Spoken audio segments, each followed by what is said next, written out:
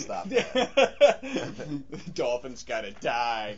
That's a new. We got the DIS website and the Dolphins gotta die. So Google also did some spelling enhancements.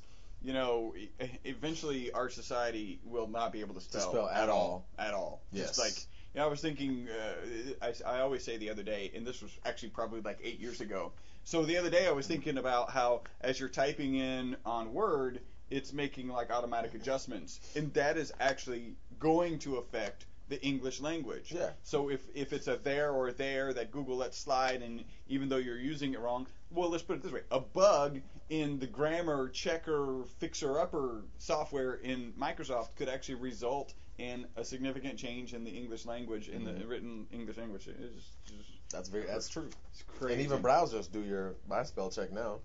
Well, so what they're doing now is they're taking it to the next level. Say, okay, it does some probability analysis and says, okay, we know you probably misspelled this because 90% of the people who typed this then clicked, did you mean this? Mm-hmm. So now that we're at 90%, screw it, we're just going to show it to you. You know, you don't. So they're correcting your grammar for you. Like, don't even tell you it's a problem. Don't even give you the option. Yeah. Wow. There you go.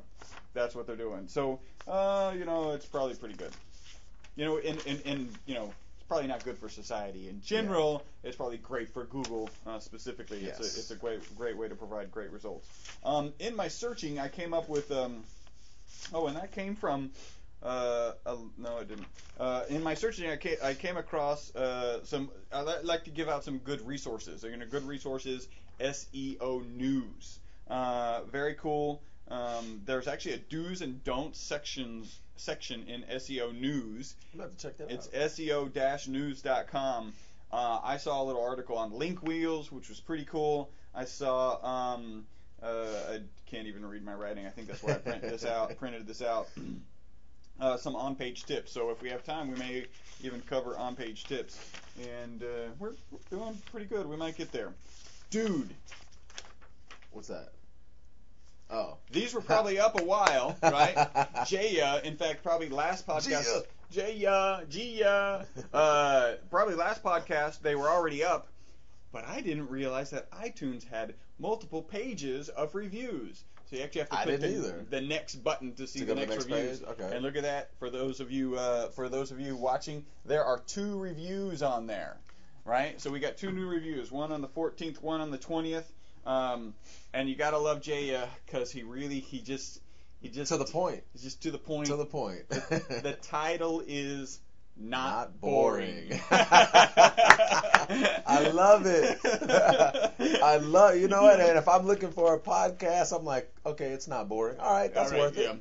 That's worth it. All right. Which, you know, give it a shot. The rest actually does say some good stuff, but I mean, it could be like, absolutely no information and not boring. You should download this podcast. We are not like that. We're constantly giving great information, and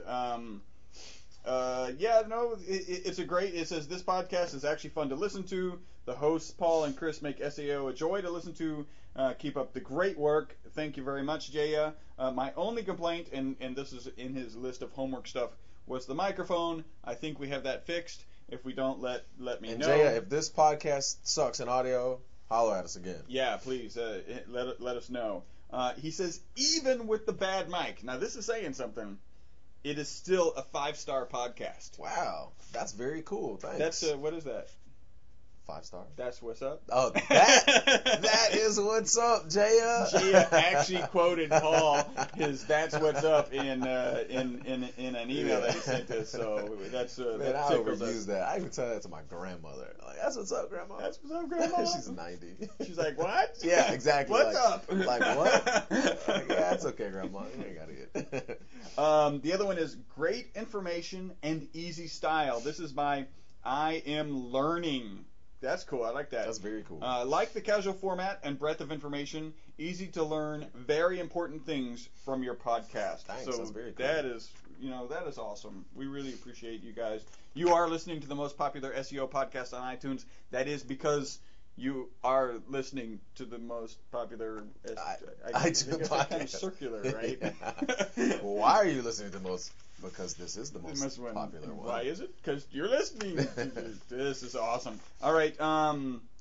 What else you got? You got anything there? Some more Google news. All right. This is kind of news, but it's also like changes that Google is making that will affect your SEO, your website, your ranking, things like that.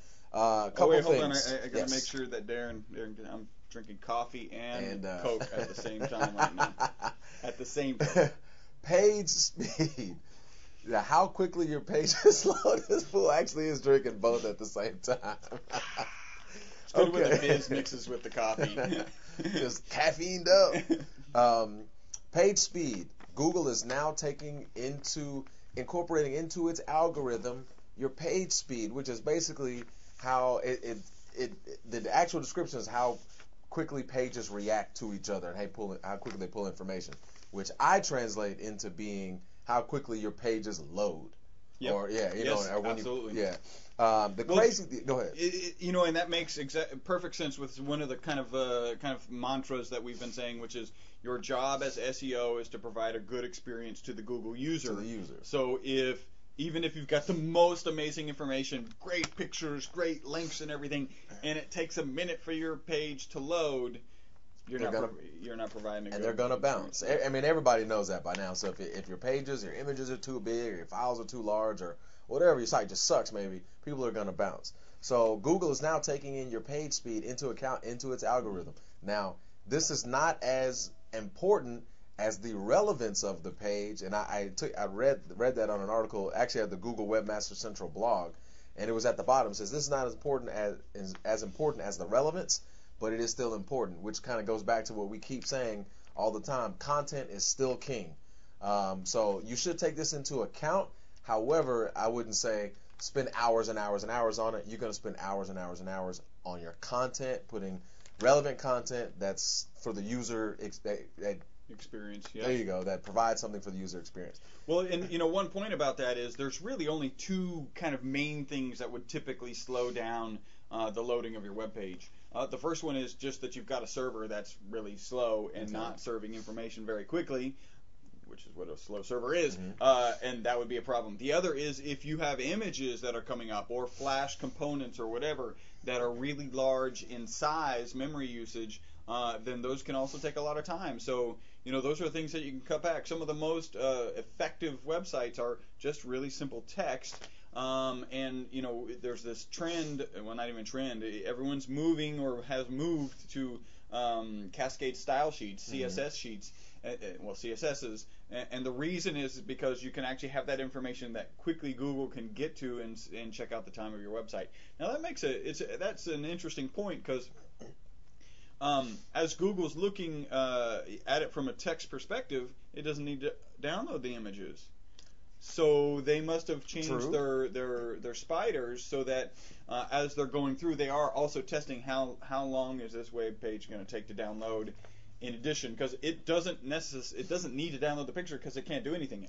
It needs the alt tag. It likes the alt tag off of the picture, and it's not going to download the picture. So that's interesting. I'd say this is probably like a user experience metric that they're tracking, because everybody knows you go to a web page that takes a long time to load, you're going to leave, and actually on the article on the Webmaster Central blog, it says pages that take a long time to load, or sites that take a long time to load, people don't stay there as long. So this is another reason why you want to really work on that. And here are some free tools given from the Google Webmaster Central blog where you can test how quickly your pages load. There's the Google Webmaster Tools. There has its own little page speed or indicator. Site. You go to Google Webmaster Tools, go to Labs, and then go to Site Performance, and it'll tell you about how long your pages will take to load. All right, here's another tool called the Web Page Test. Another tool called the Page Speed. These are not Google. The others are not. They're just tools. Page Speed, which is an open source add-on to your Firefox browser. Why Slow, which is a free tool from Yahoo, as well as Web Page Test. So you can Google all those, and they'll all give you information about your web page load times, your web, blah blah blah. Yeah, cool. Great, you provide a great experience. Yes, that was pretty cool. One other thing I saw in the news. Google is actually introducing on the Webmaster Tools a click-through rate. So I printed this out. It's in black and white because I'm fighting with the color printer today. I don't know what its problem is. Okay, hopefully you can see that. And if you can see it over to the right, You'll see click-through percentage. And basically what this says is, if you've seen analytics, you know what this page looks like. You got your graph that says, your traffic.